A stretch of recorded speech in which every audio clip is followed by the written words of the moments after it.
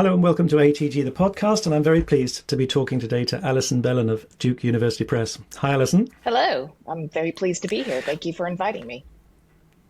So, Alison, I thought we'd start a little bit with your with your background, and you must be one of the few people involved in a publishing company who actually started in typesetting. I did. I was bitten by the publication bug early on by working on school newspapers and school literary magazines. And so when I was in college and especially in graduate school, I my assistantship was with a journal, a scholarly journal that was edited out of the department. And somehow I parlayed that into a summer job learning to do composition. So I was taught in that very artisanal way that many people who wind up in publishing are taught how to do layout in Quark at the time. And that was my start.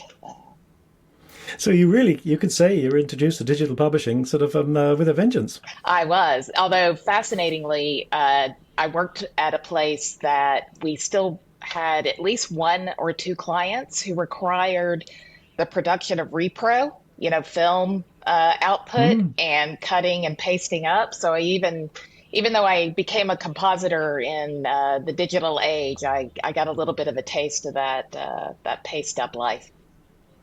Gosh, so you've seen printing and all its right from the traditions.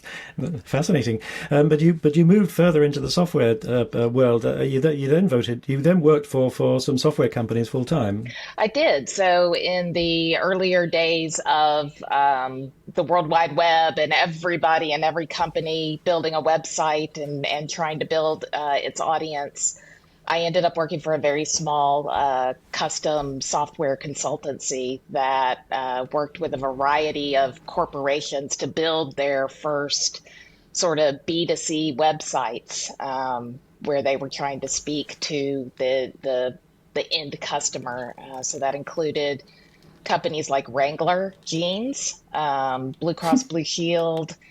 So it was as a young person fresh out of grad school, it was a very interesting way to learn a lot of aspects of business in the world through doing consulting and technology. And because my background is in English and philosophy, my role was project management. And through being a project manager and with the desktop publishing skills that I had, so which included Photoshop and understanding graphics, that was my entry into technology. So this is a remarkable way into an unusual way into a university press. So what appealed to you about university presses when you joined them?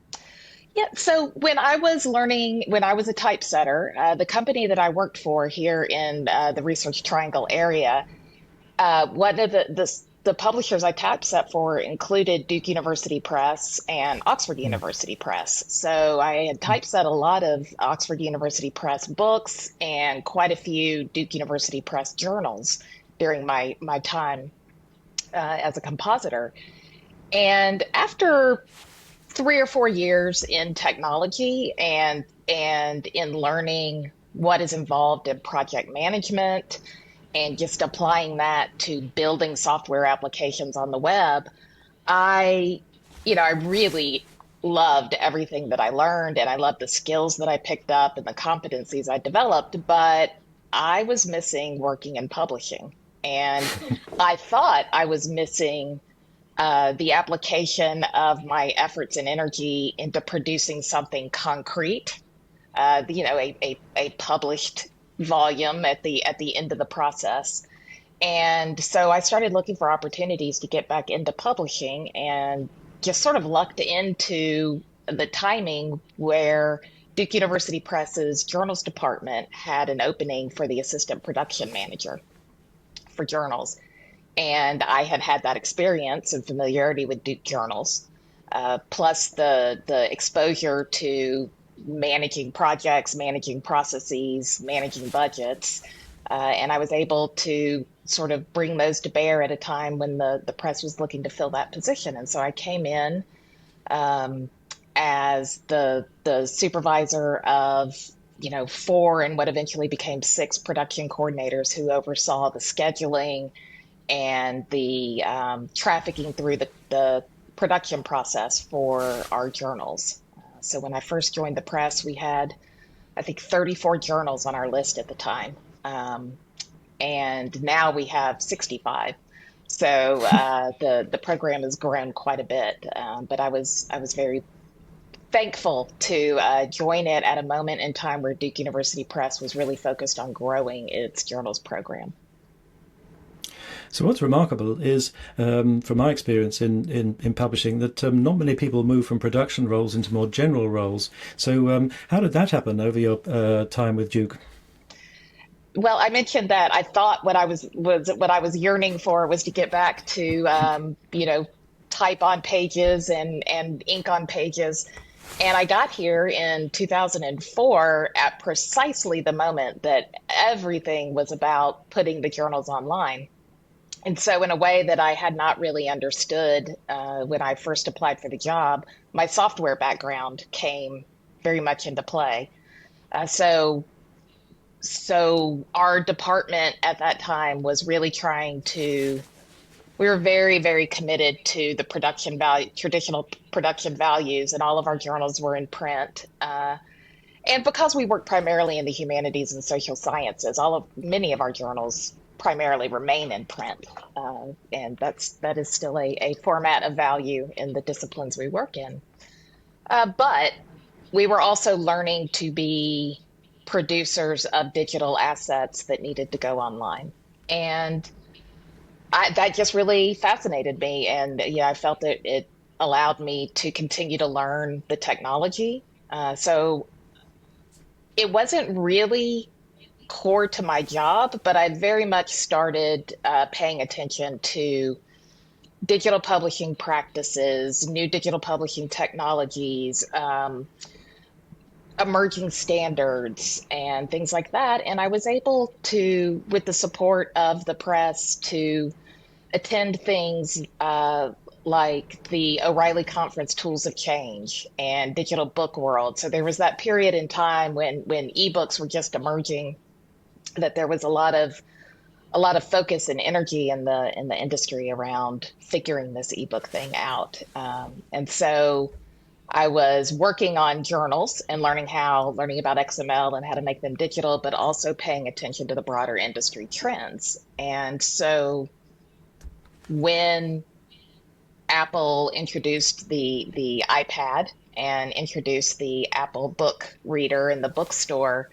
that sort of kicked off the energy at Duke University Press to really get our backlist available as ebooks and start producing ebooks with the same level of care and concern that we produced print books.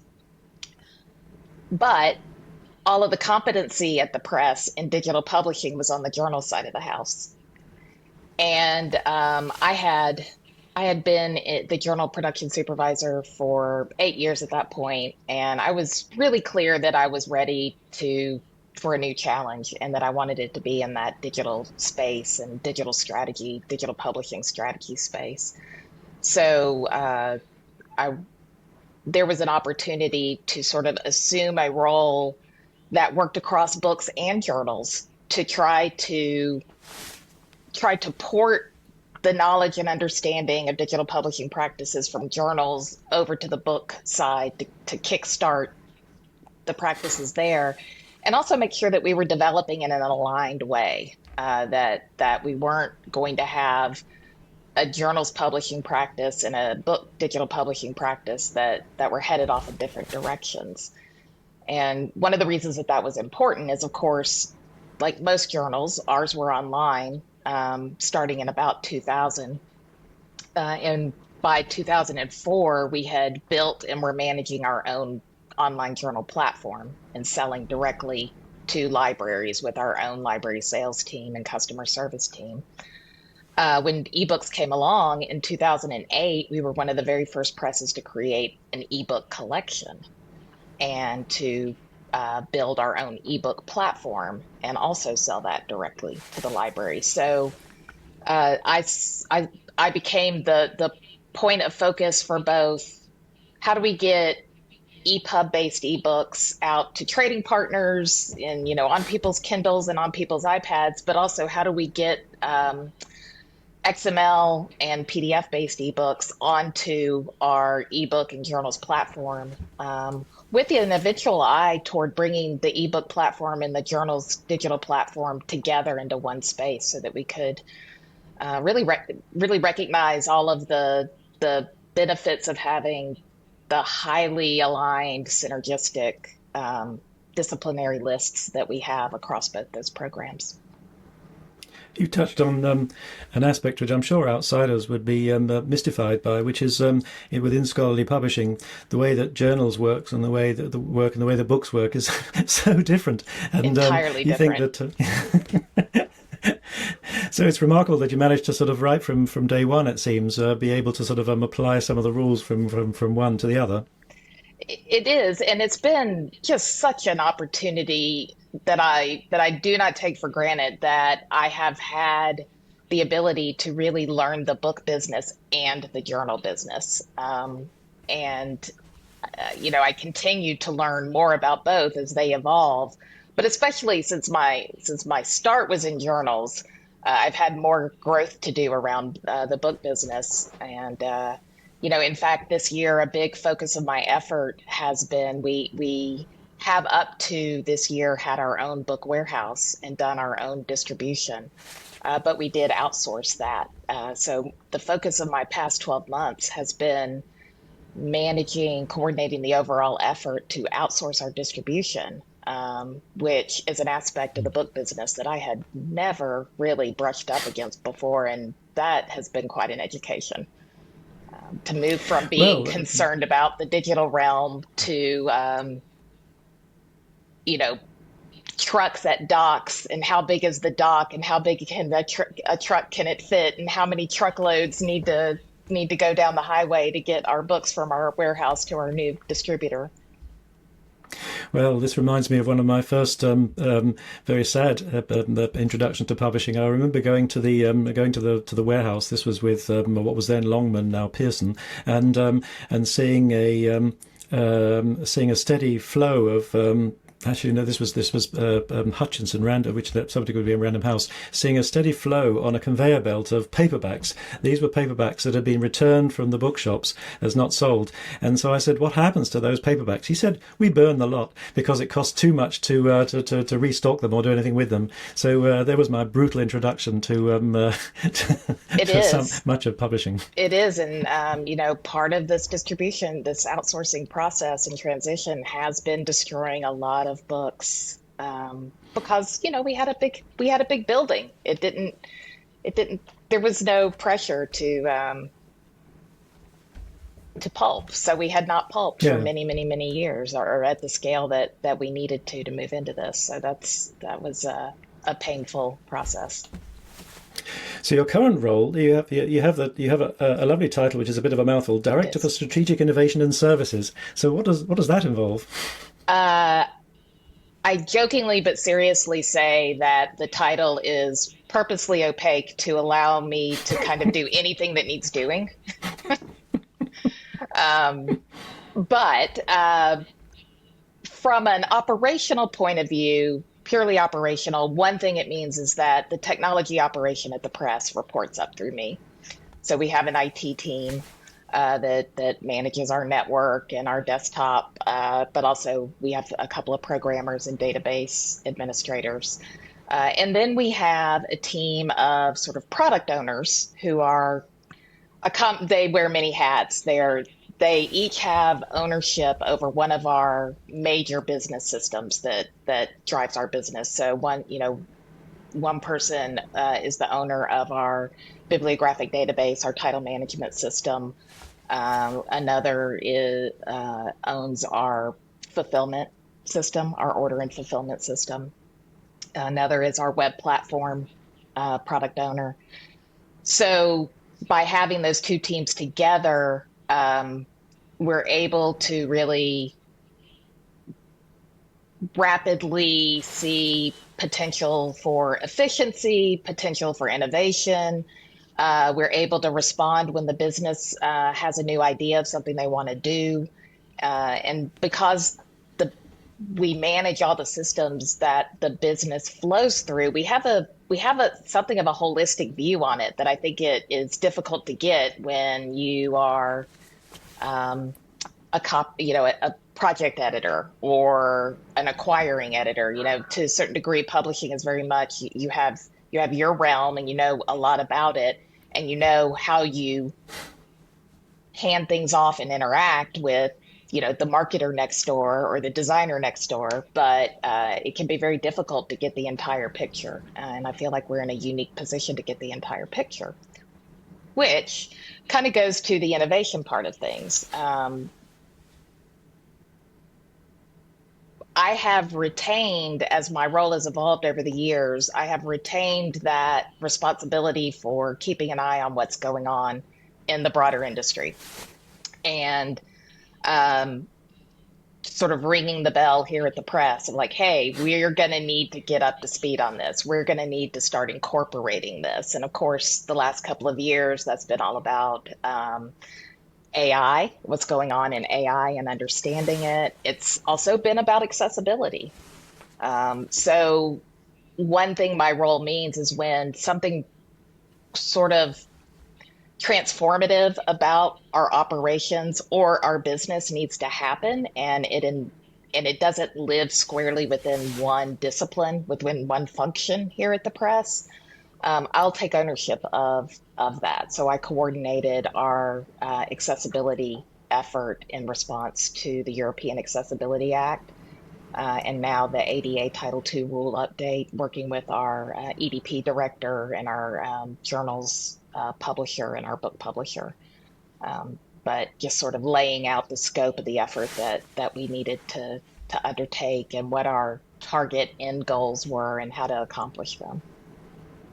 So, do you think that combination of operational and innovation is that something that you see in other publishers as well?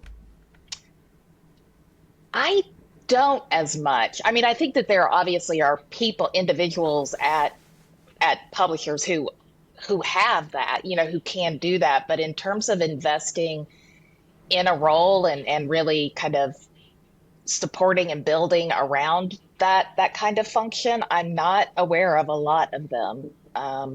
I do think at some of the larger publishers, you do get that, and you're starting to see roles like transformation officer and things like that I suspect are somewhat similar, where the strategy and innovation and transformation has to be really closely aligned with the operations.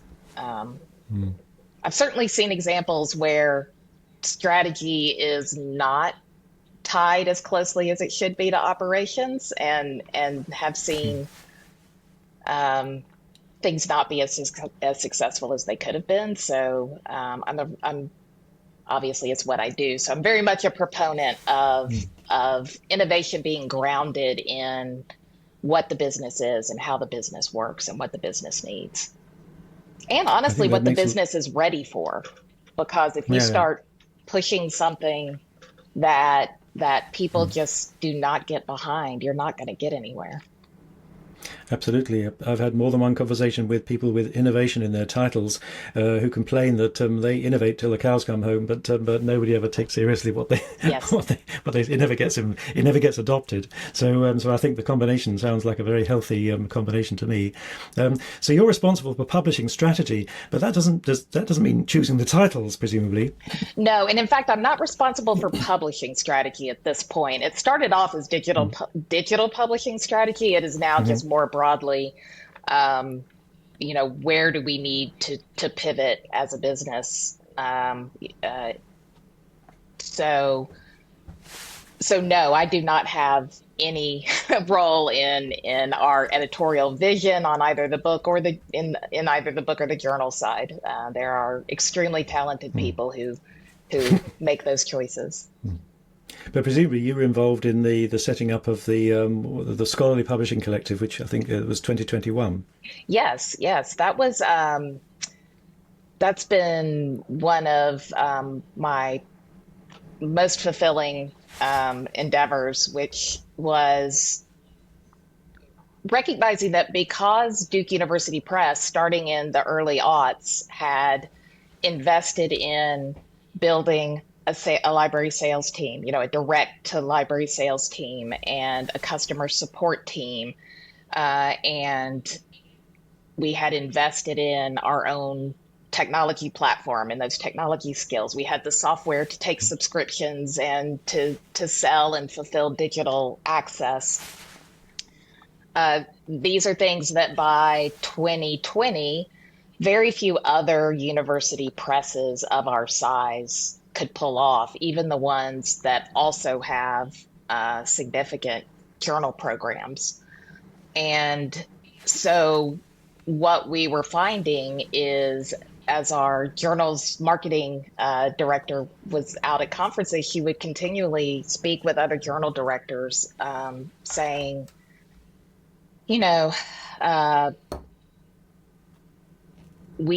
could Duke do for us what you're doing for your own journals? And so the conversation started more around sales. A lot of the larger US UP journal programs had consolidated into using JSTOR's current journal hosting program, so paying JSTOR a fee to use the platform as a place for to fulfill their digital access. But they were really looking to grow their subscriber bases. So that's where it started. Mm-hmm. And then in the middle of that, JSTOR pivoted and decided that for where they needed to go, that journal's hosting program needed to shut down. And so then the conversations rapidly changed from, could you sell our journals, to can you host our journals and sell our journals? And so under the gun, in about the 18 months between when JSTOR announced that and we launched, we planned the entire business model, created the contractual instruments, signed these agreements, and then set to work building a platform and trying to build a brand and define how we would support that and how it would work. And, I think we ended up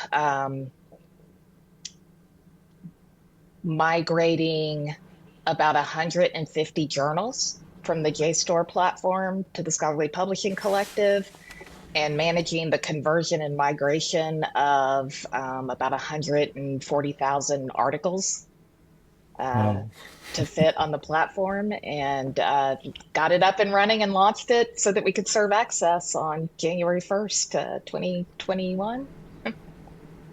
Amazing. Well, my next question leads straight to my next question, which was going to be talking about Duke University Press and how you're distinctive. But I think you've already demonstrated that technically you're kind of ahead of the crowd in terms of skills and capability of doing this. But what do you think are the key strengths of Duke as a university press?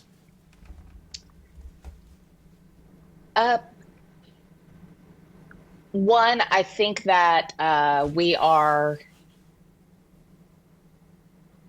adventurous and innovative in our business models.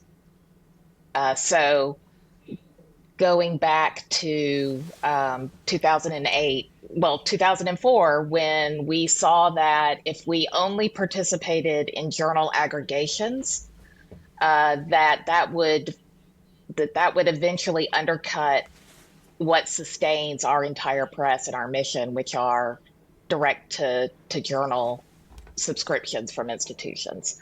And so that's when we made the decision to build our own journal collection and sell our own journal collection, and then followed by launching an ebook collection in 2008 with the same intention.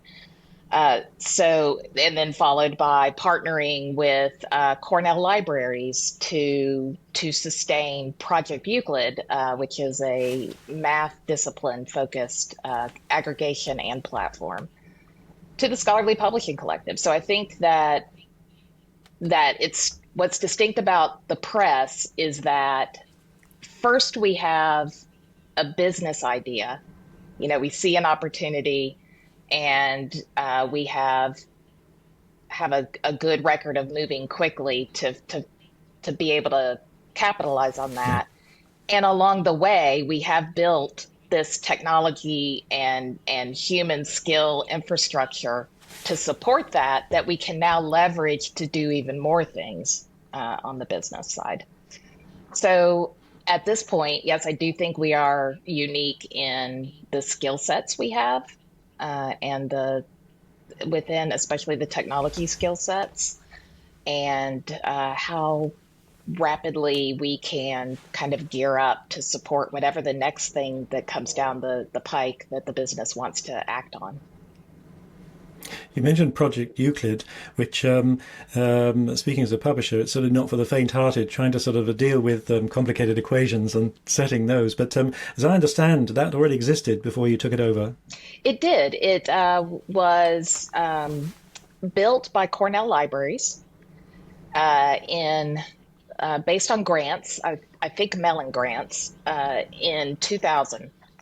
And that it was built in some ways, it shared the goal that the Scholarly Publishing Collective shared, but for the math discipline specifically. So this was the time when journals were going online and subscriptions were shifting from being just somebody pays some money and has a print journal sent to them to you have to have your journal online. And when you sell a subscription, you have to be able to manage authentication and digital access and entitlements.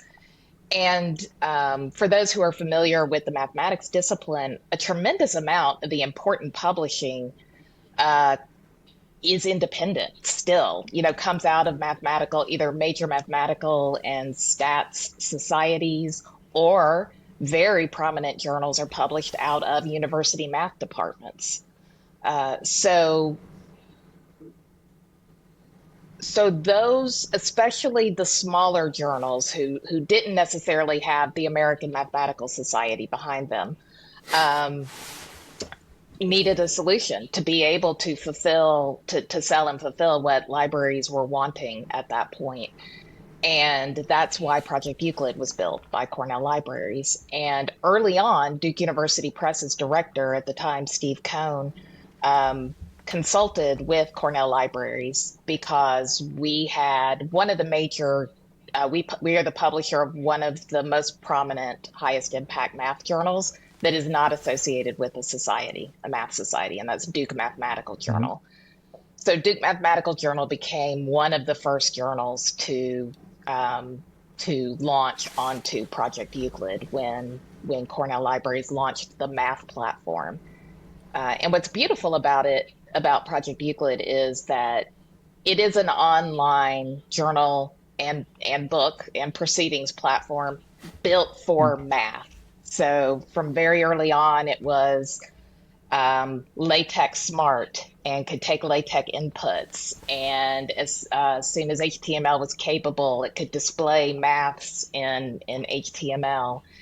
And it, in the way that all platforms use Crossref and DOIs now to locate and identify, built into Project Euclid is MathSciNet and other math-specific indexes. So it is really focused on the maths community. So would you say that Project Euclid and the Scholarly Publishing Collective, in many ways, they resemble a kind of the benefits of a consortium? I think they do. That's how we see them, even though, they are managed by Duke University Press, so they are not jointly managed. Just to kind of fill in some history there, Project Euclid began as a Cornell Library initiative, but then in 2008, they were really trying to develop a strategy that would sustain the platform and allow them to continue to invest in the technology and grow. And that is when Cornell Libraries and Duke University Press entered into a formal partnership where Duke University Press took, Cornell Libraries retained the technology management, and Duke University Press took over the business management and the sales because in addition to just hosting maths, Project Euclid is also the host of a math aggregation. So Duke University Press's library sales team and customer relations team began using our expertise and our recognition and our reputation to sell that aggregation product, Euclid Prime, to raise revenues for all of the independent math journals that are in Euclid Prime and rely on that aggregation for their sustenance. Fascinating. So let's talk a little bit more about the structure of the press. So the press isn't part of the library, I believe. It is not. We report into the provost's office, so we are similar to a department at the university. I think officially we're an auxiliary unit or something like that, but our reporting line is into the academic office. So, do you have any liaison with the library? One of the reason I ask is because one of the things that has been noticeable in recent years is many libraries calling for their own kind of publishing program, publishing more of their own stuff. Is that something that's happening at Duke? So we do not have a formal administrative connection with the library, but we have a very friendly, productive relationship with the library. I'm not sure if it's happening right now, but definitely in the recent past, it's always been the case that the librarian is on our advisory board and our director is on the library's advisory board. And at different times over the years that I've been here, there have been different ways of connecting. Duke Libraries really made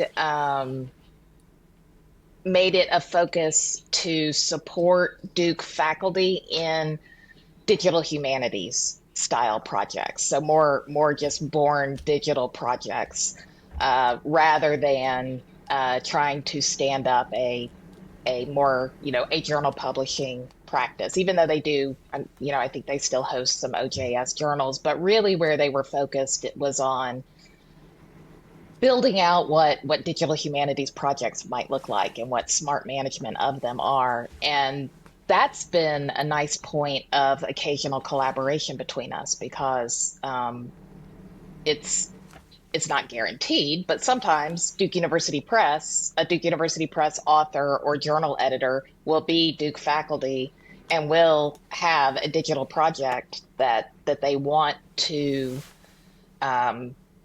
develop in parallel with their traditional publishing project. And so that has been a way in which we've worked with Duke Libraries in the past. Well, talking about the makeup of the press, it's a lot more than just sort of monographs. You mentioned humanities, and it looks to be particularly strong. I noted art history, feminism, Yes. African American studies. That's a lot. In fact, I noticed one of your best-selling titles was I think something called "Living a Feminist Life." Sort of. It is. This is quite a range, and I think more than a typical university press manages to put out, don't you think? It may be. I think that the through line of a lot of our list is critical theory and especially interdisciplinary approaches that create new fields and drive existing fields forward. So even though that ends up being represented across a lot of topical areas and subject categories, if you list them out on a website, there tends to be a unity of approach and sort of lens. Obviously not 100%. No press is publishing 100% in any one single way, but that is our hallmark as a publisher, is working at the intersection of disciplines in a way that can create new fields.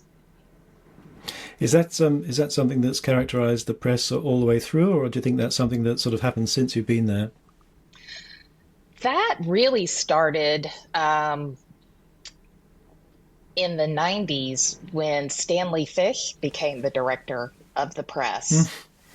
And anyone who's familiar with Stanley Fish's work knows that he was a very smart person and very good at attracting energy and attention. And he took the press from something of a quiet traditional academic press that might have been publishing around economics and history, and said he saw the opportunity to really grow Duke University's humanities program, its stature in the humanities, and especially in literature and English, by using the press to attract exciting new big name scholars out in the field. And so in the 90s, Duke's humanities began rising in prominence in parallel with the press rising in prominence, because Stanley Fish was sort of coordinating that and making sure that that happened. I had no idea that Stanley Fish was involved. That explains things, because I wasn't surprised that you published but I noticed the title, the Liverworts of North Carolina, a kind of very local Yes, local yes. publishing. But I was surprised at the sort of the range and depth of the humanities project, which I thought was not so typical. Let's talk a little bit about open access. You've been involved in one of the initiatives you've been involved with is open access and direct to open. So, what kind of number of open access books are you publishing each year? Oh, I wish I had looked that up. So for the coming year, we are aiming to publish 20 of our front list books. So we generally publish 150 books, and we are aiming to publish actually 30 of those as open access. And that is through two programs that we're involved with. One is a direct to open ebook offering that we're offering in conjunction with MIT Press's direct to open. They approached us, shared what their experience had been, and proposed that our two lists together would be compelling to a broader range of libraries that are interested in supporting open monograph publishing. So we are doing that, and then we also have signed an agreement with the California Digital Library for them to fund open access for California system authors publishing with Duke University Press, as well as a chunk of our backlist that include University of California researchers and scholars. You mentioned right at the beginning of the interview the sort of the crossover between books and journals, but one of the very noticeable things about open access books is that the business model hasn't quite been kind of fully kind of worked out. It's a bit early days to put you on the spot about direct to open, because you only launched it last year. But do you think that's likely to be a model that continues for some years? I think that remains to be seen. I think there are a lot of compelling aspects to it. It fits the library's existing business model pretty well, so that the libraries don't have to, they can convert acquisition funds and collection building funds over to open access funding, because it looks a lot like a subscription. I personally am waiting to see, especially how all library funded open access fares through what is happening in the US at the federal funding, with the federal funding picture for higher education. And because I guess if what libraries have been facing is shrinking budgets, and their reaction has been to cut the number of monographs they buy or to cut journals subscriptions on the edges, I don't know why subscribe to open pledges on their part would be any more immune to those budgetary pressures. So I hope it works, but it really seems to rely on a relatively small number of well-funded libraries who have this commitment to seeing a knowledge ecosystem um, and have the money to fund it. So, yeah, I'm curious to see how this works over time. Another, what I see as a possible sort of challenge to the many of these initiatives for open access books is that there's a bit of a question mark over the whole future of the scholarly monograph. In that, I remember working for one university press and being appalled by the declining and steady decline in print runs for monographs. It was I think they were down to about 200 when I left, and I hate to think what they how low they can go. This is for paid monographs. But do you think there's a future for the scholarly monograph in that way? I do. I think the scholarly monograph will be around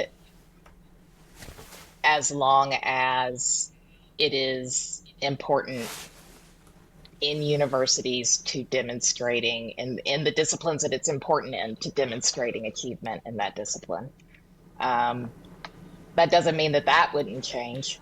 That what universities value as an indication of achievement, if it switches and says we don't care about monographs anymore, or even more frighteningly, we don't care about the disciplines where monographs are important Mm. anymore, yeah, the monographs might go away.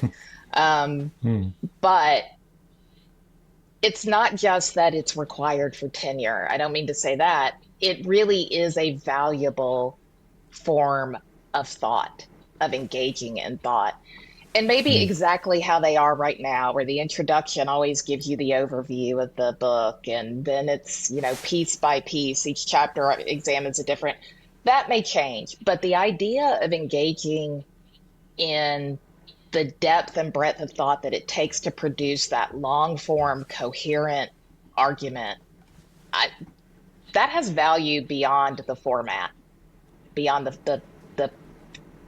what was a physical format and is still defined largely by the physical format, even if you encounter it digitally. It sounds like I'm asking you about all sorts of threats, but yet another what potential threat for scholarly publishing in the journals area. You're familiar with this the publish, review, curate kind of model of putting these on preprints and then having pre-publication peer review, this sort of thing. One implication of that model might be to sort of reduce or even eliminate the role of the traditional publisher. Do you think that might be the case?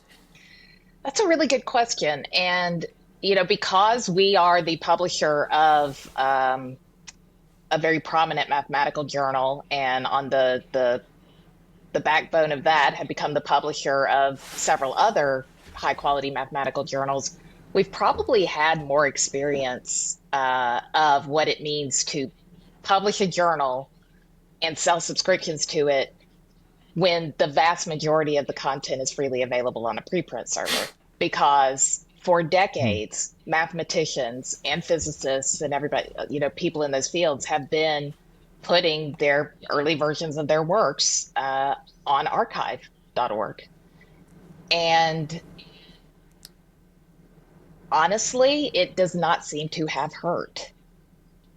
Uh, institutions' willingness to subscribe to the journal that selects that work and puts its imprimatur on it through the peer review process and says this is valuable, critical, worthy scholarship, and we have taken the care to make it as consumable as possible and disseminate it as widely as possible and to make it as discoverable as possible, and now to make it as accessible as possible.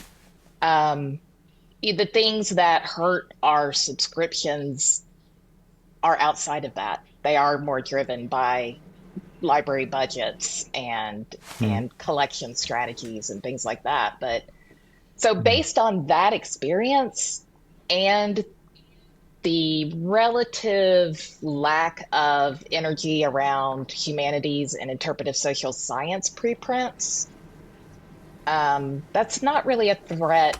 On the list of threats I worry about, that's pretty low. How about AI? Has that affected your publishing process?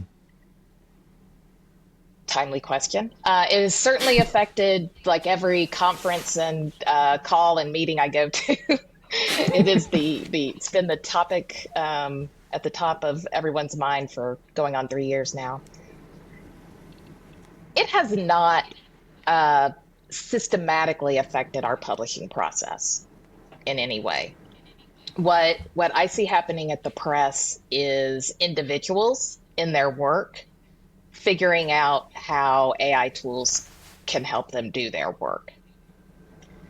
Um, where I expect it to show up in our operations sooner rather than later is in peer review and in how we wrangle with AI operators to ensure that our content remains visible and discoverable, and so that researchers who want to find it and use it find it in our publications. On that last point, what's the Duke view about allowing your titles to be incorporated into large language models? That is a very active topic, and we are still in the process of learning what the range of licensing opportunities are, what the threats and risks are associated with them, and assessing those just to try to understand the landscape as best we can before we make any kind of move.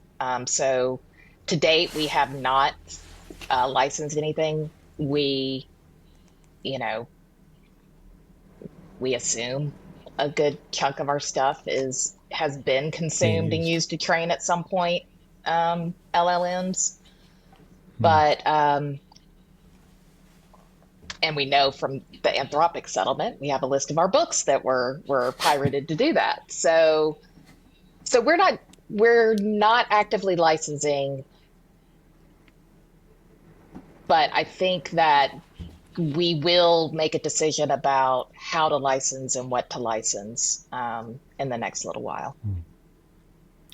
One of the drawbacks of the AI revolution has been increased attention or increased practice of bad practice in research integrity and reputation, and there's been a lot of discussion about this at conferences and so on. And one of the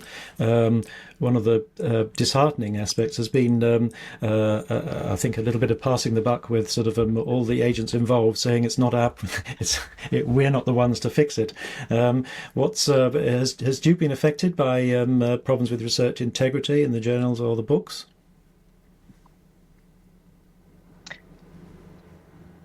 At the margins that we know of.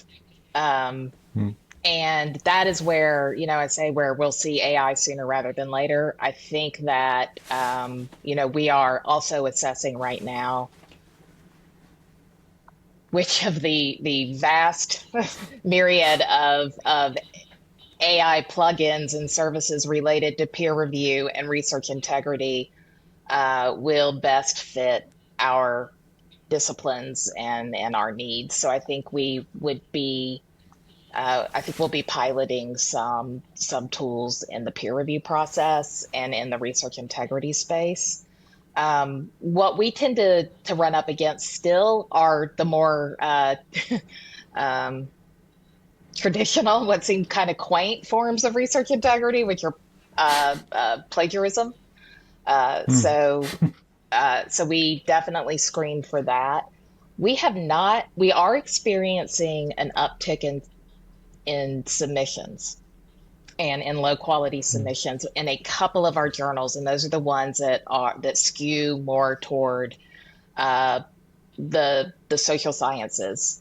And so we have a journal called the Journal of Health, Politics, Policy, and Law, and another one that we publish called Demography. And they are reporting, big jumps in low quality submissions that are presumably AI aided in somewhere along the path of being sent. So I could see us eventually trying to pilot a service that would screen for those, or at least flag them for the Mm. most appropriate kind of human review and adjudication. Do you think this is one case where you're quite pleased that humanities and social sciences are sort of a Yes. couple of steps behind what's Yes. happening in STEM subjects? Yeah.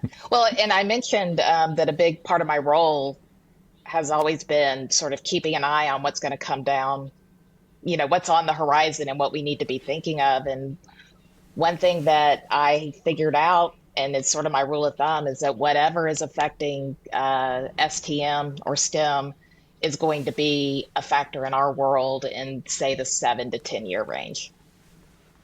Mm. So I can Absolutely. I can say right now, like, this isn't a problem, but my job is to think about what do we need to do to get ahead of it becoming a problem in a few years.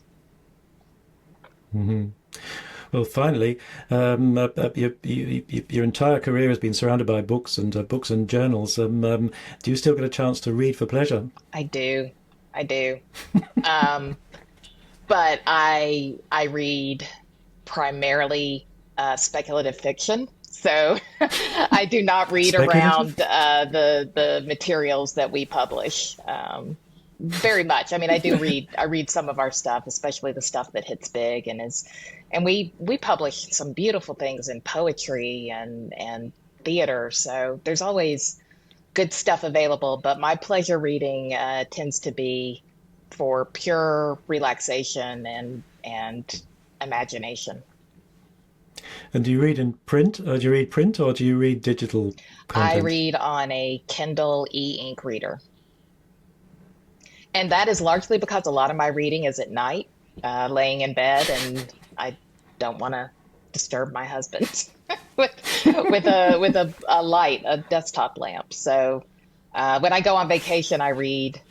If it's a one I can pack books on, I do read physical books on vacation.